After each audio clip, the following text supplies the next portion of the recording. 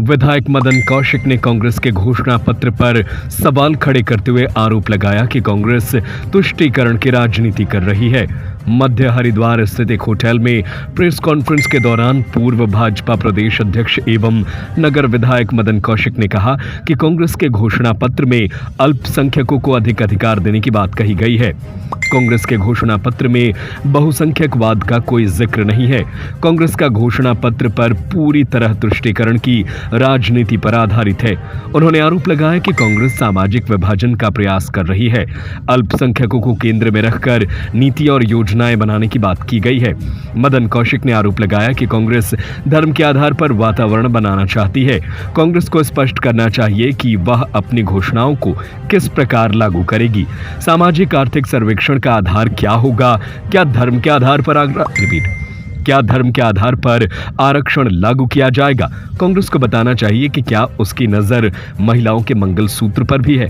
कांग्रेस का घोषणा पत्र सामाजिक वैमनस्यता बढ़ाने वाला है। भाजपा इसे जनता के बीच ले जा रही है। उन्होंने दावा किया कि भाजपा भारी अंतर से हरिद्वार लोकसभा सीट जीत रही है।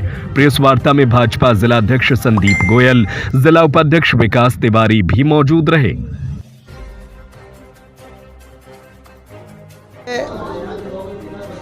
सामाजिक और आर्थिक सर्वेक्षण की बात कही गई है। कांग्रेस के घोषणा पत्र का जो आर्थिक सर्वेक्षण है, किस पर कितने घर होंगे, किस पर कितनी संपत्ति होगी, किस पर बैंक में कितना बैलेंस होगा, व्यक्तिगत कितना बैलेंस होगा, किसके घर में कितना गोल्ड होगा, किसके घर में कितना इस प्रकार का सारी व्यवस्था होगी।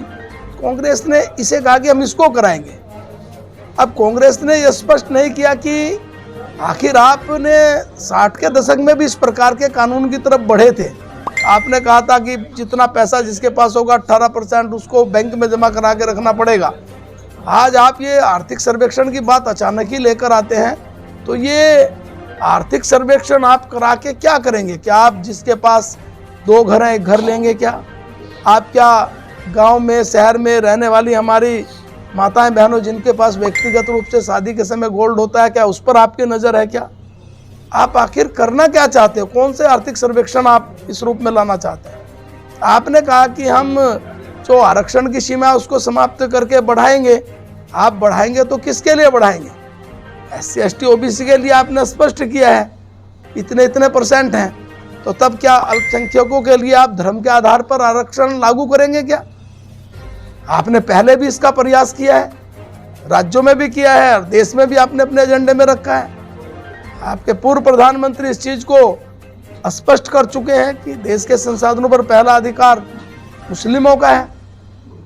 तो कांग्रेस का ये जो घोषणा पत्र है, ये कहीं ना कहीं देश में बहुसंख्यक इस रूप में कोई उनके घोषणा पत्र में इस रूप में उनको नहीं लगता कि देश के बहुसंख्यकों के लिए आप क्या करना चाहते हैं, देश में किस प्रकार की आप व्यवस्था बनाएंगे।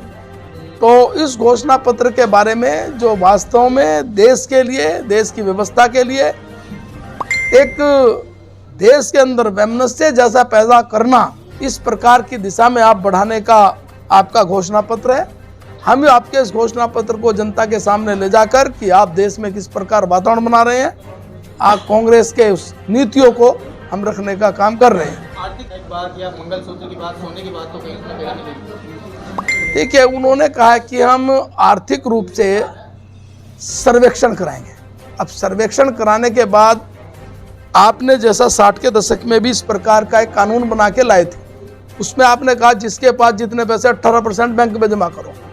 आज आपने कहा कि हम गांव, शहर, घर, किसी भी व्यक्तिगत, यानी आप कितना किसके पास, आप बहन को 4 तोले सोना शादी में सब देते हैं, 10 तोले देते हैं। आप क्या करेंगे फिर? आप ये देश के सामने आपको बताना पड़ेगा। क्या आपकी नज़र उनके उस मंगलसूत्र पर भी है क्या जो घर वाले चढ़ाते हैं? क्या आपकी नज़र उसके उस गोल्ड पर भी है क्या? आप किसको समानता में लाना चाहते हैं? आपने बताना तो पड़ेगा। कहाँ बताया आपने? और आपकी नीतियां हमेशा रही हैं कि वो कहीं ना कहीं अल्पसंख्यक यानी तुष्टीकरण आपका हमेशा एजेंडा रहा है। अब बीजेपी जो है अपने मैनिफेस्टो की खूबियां बताने के साथ साथ कांग्रेस की मैनिफेस्टो, हाँ, हम निश्चित रूप से, हाँ, हम अपने मैनिफेस्टो की खूबियां, और हम अगर कोई राजनीतिक दल देश में इस प्रकार की असमानता, देश के अंदर इस प्रकार के वातावरण के अनुसार अपना एजेंडा लाता है तो उसके बारे में भी जनता को बताने का काम करेगा।